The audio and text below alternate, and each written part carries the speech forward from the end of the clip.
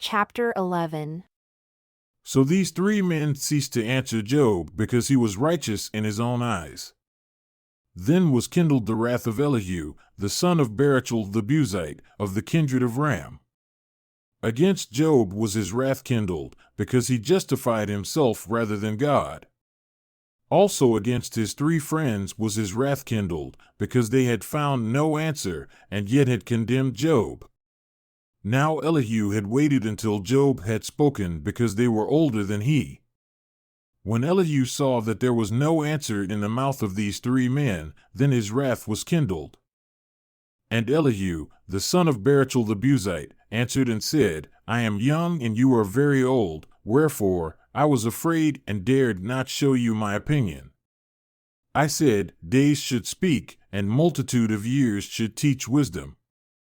But there is a spirit in man, and the inspiration of the Almighty gives them understanding. Great men are not always wise, neither do the aged understand judgment. Therefore, I said, listen to me, I also will show my opinion. Behold, I waited for your words, I gave ear to your reasons while you searched out what to say. Yea, I paid attention to you, and behold, there was none of you that refuted Job or that answered his words, lest you should say, we have found out wisdom, God thrusts him down, not man. Now he has not directed his words against me, neither will I answer him with your speeches. They were dismayed, they answered no more, they left off speaking. When I had waited, for they spoke not, but stood still, and answered no more, I said, I will answer also my part. I also will show my opinion. For I am full of matter, the spirit within me constrains me. Behold, my belly is as wine which has no vent, it is ready to burst like new bottles. I will speak, that I may be refreshed. I will open my lips and answer. Let me not, I pray you, respect any man's person, neither let me give flattering titles unto man. For I know not to give flattering titles, and so doing, my Maker would soon take me away.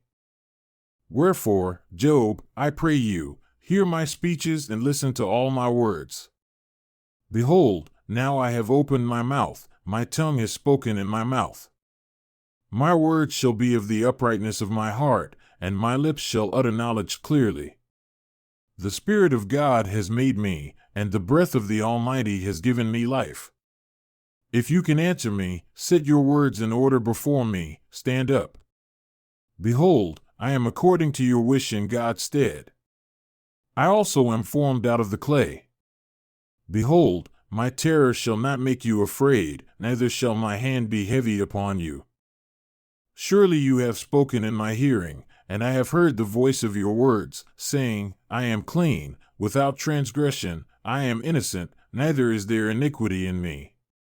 Behold, he finds accusations against me, he counts me for his enemy, he puts my feet in the stocks, he marks all my paths, behold, and this you are not just. I will answer you that God is greater than man. Why do you quarrel against him? For he gives not account of all of his matters. For God speaks once, yea, twice, yet man perceives it not.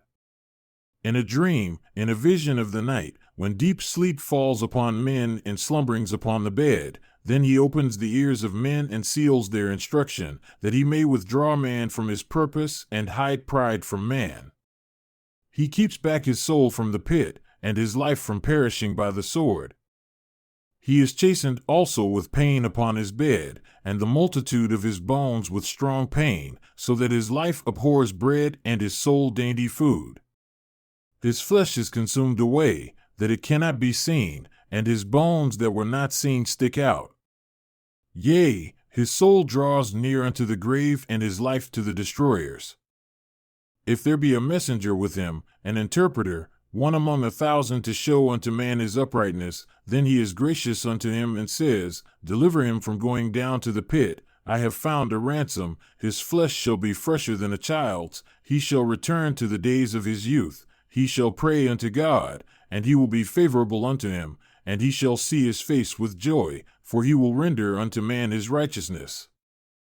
He looks upon men, And if any say, I have sinned and perverted that which was right, and it profited me not, he will deliver his soul from going into the pit, and his life shall see the light. Behold, all these things God oftentimes works with man, to bring back his soul from the pit, to be enlightened with the light of the living. Mark well, O Job, listen unto me. Hold your peace, and I will speak. If you have anything to say, answer me. Speak, for I desire to justify you. If not, listen unto me. Hold your peace, and I shall teach you wisdom. Furthermore, Elihu answered and said, Hear my words, O you wise men, and give ear unto me, you that have knowledge, for the ear tries words as the mouth tastes food. Let us choose to us judgment. Let us know among ourselves what is good. For Job has said, I am righteous, and God has taken away my judgment. Should I lie against my right? My wound is incurable without transgression. What man is like Job, who drinks up scorning like water, who goes in company with the workers of iniquity and walks with wicked men? For he has said, It profits a man nothing that he should delight himself with God. Therefore, listen unto me, you men of understanding. Far be it from God that he should do wickedness, and from the Almighty that he should commit iniquity, for the work of a man shall he render unto him, and cause every man to find according to his ways. Yea, surely God will not do wickedly, neither will the Almighty pervert judgment. Who has given him a charge over the earth? Or who has disposed the whole world? If he set his heart upon man, if he gather unto himself his spirit and his breath, all flesh shall perish together, and man shall return unto dust. If now you have understanding, hear this. Listen to the voice of my words. Shall even he that hates right govern? And will you condemn him that is most just? Is it fit to say to a king, You are wicked, and to princes, You are ungodly? How much less to him that accepts not the persons of princes, nor regards the rich more than the poor? For they all are the work of his hands. In a moment shall they die, and the people shall be troubled at midnight and pass away, and the mighty shall be taken away without hand. For his eyes are upon the ways of man, and he sees all his goings. There is no darkness, nor shadow of death, where the workers of iniquity may hide themselves. For he will not lay upon man more than right, that he should enter into judgment with God. He shall break in pieces mighty men without number, and set others in their stead. Therefore, he knows their works, and he overturns them in the night so that they are destroyed. He strikes them as wicked men in the open sight of others, because they turned back from him and would not consider any of his ways, so that they cause the cry of the poor to come unto him, and he hears the cry of the afflicted. When he gives quietness, who then can make trouble? And when he hides his face, who then can behold him? Whether it be done against a nation, or against a man only, that the hypocrite reign not, lest the people be ensnared. Surely it is meet to be said unto God, I have borne chastisement, I will not offend any more. That which I see not, teach me, if I have done iniquity, I will do no more. Should it be according to your mind? He will recompense it, whether you refuse or whether you choose, and not I. Therefore, speak what you know. Let men of understanding tell me, and let a wise man listen unto me. Job has spoken without knowledge, and his words were without wisdom. My desire is that Job may be tried unto the end because of his answers for wicked men, for he adds rebellion unto his sin. He claps his hands among us and multiplies his words against God. Elihu spoke moreover and said, Do you think this to be right that you said, My righteousness is more than God's? For you said, What advantage will it be unto you? And, what profit shall I have if I be cleansed from my sin? I will answer you, and your companions with you. Look unto the heavens and see, and behold the clouds which are higher than you. If you sin, what do you do against him? Or if your transgressions be multiplied, what do you do unto him? If you are righteous, what do you give him? Or what does he receive of your hand? Your wickedness may hurt a man as you are, and your righteousness may profit the Son of Man. By reason of the multitude of oppressions, they make the oppressed to cry, they cry out by reason of the arm of the mighty. But none says, Where is God my Maker, who gives songs in the night, who teaches us more than the beasts of the earth, and makes us wiser than the fowls of heaven? There they cry, but none gives answer because of the pride of evil men. Surely God will not hear vanity, neither will the Almighty regard it. Although you say you shall not see him, yet judgment is before him. Therefore, trust in him. But now, because it is not so, he is visited in his anger. Yet he knows it not in great extremity, therefore does Job open his mouth in vain, he multiplies words without knowledge. Elihu also proceeded and said, Suffer me a little, and I will show you that I have yet to speak on God's behalf. I will fetch my knowledge from afar, and will ascribe righteousness to my Maker, for truly my words shall not be false. He that is perfect in knowledge is with you.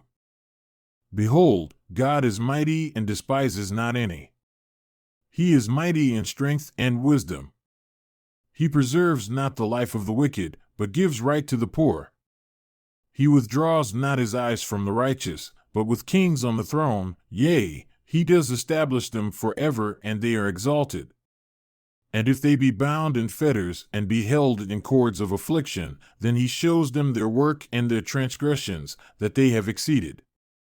He opens also their ear to discipline, and commands that they return from iniquity. If they obey and serve him, they shall spend their days in prosperity and their years in pleasures.